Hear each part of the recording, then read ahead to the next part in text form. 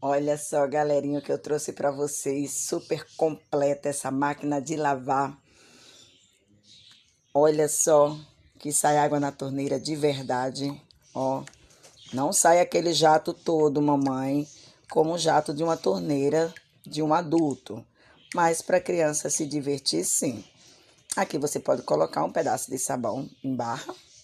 Aqui tem um compartimento onde você coloca também sabão em pó, um amaciante, né? Faz a criatividade e ajuda a brincar com sua neném. Aqui você coloca a roupinha, mas aqui dentro desse compartimento não se utiliza água, tá, mamãe? Aqui tem os pegador, que acompanha os pegador. Tem o suporte, ó. Tem uns pegadorzinhos, tá vendo? Aqui. Tem o cestinho.